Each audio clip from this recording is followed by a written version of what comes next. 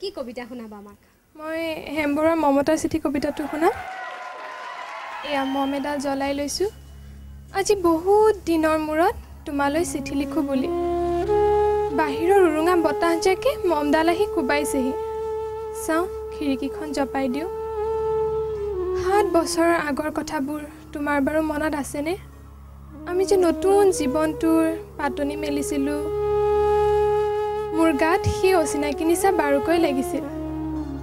সিদিনা আছিল কাতিৰ কুঁৱলীসনা এটা কোমল পুৱা, আৰু সন্ধিয়া মই তোমালোকৰ ঘৰলৈ নকৈ আহিবৰ দিনা আকাশৰ মেঘৰ মোহনাত হালধীয়া জোনটো নাওখন হৈ আমাক যে ৰিঙিয়াই মাতিছিল তৰাৰ দেশলৈ।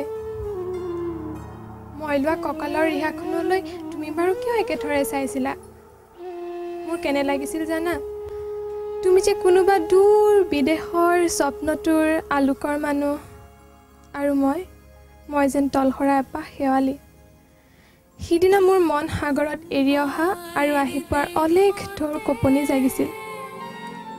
তোমাৰ জানো এইবোৰ কথা মনত নাই? আমাৰ দেউতাই যে চিঠিত লিখিছিল, আই তই নতুন ঘৰখনত হাঁহি মাতি থাকিবি। এইবোৰ 7 বছৰৰ আগৰ কথা। মোৰ যে সকলোবোৰ পুৰাণৰ সাধু যেনে লাগে। জেঠমহীয়া দেউতাৰ বছৰেকীয়া হৈ গ'ল। তোমাৰ বাবুলে এতিয়া বৰটো হৈছে। তাৰ ওপৰ পাৰিত ডালিম গুটিত যেন দাদুকনি গজিছে। সি মোক একেবাৰে এৰিকে নিদিয়ে। কেতিয়াবা মোৰ যে ইমান খং উঠে। তুমি নাই নহয়, সেইকাৰণে।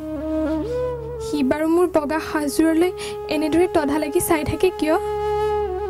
তাৰ উপজাইৰ পৰা এইযোৰ কাপোৰ চিনাকি, সেইকাৰণে নহয়। বাবুলে এতিয়া বৰটো হৈছে বুজিছা? আৰু ডাঙৰ হ'লে তাক স্কুলত নাম লগাই দিম। সি স্কুলত থকা সময়খিনি মোৰ যে বুকুখন উদং হৈ থাকিব ভাই। আৰু কি লিখিম, বিশেষ একো নাই। মোৰে শপত, তুমি যিদিনা উলটি আহিবা মোক আগতীয়াকৈ জনাবা দেই। মই বুক দৈ দি পতিয়াই গৈ বুঢ়া লুইতৰ বুকুৰ পৰা তোমাক ৰিঙিয়াই মাতিম। তুমি যিদিনা উলটি আহিবা মোক আগতীয়াকৈ জনাবলৈ নাপাহৰিবা দেই। মৰম ল'বা, ইতি মমতা।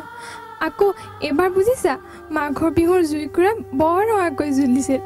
আমাৰ আইতাৰ কলি ছাগলীজনীৰ 2টা পোৱালি জগিছে, এটা সুত বগা আনটো পখৰা। নমস্কাৰ।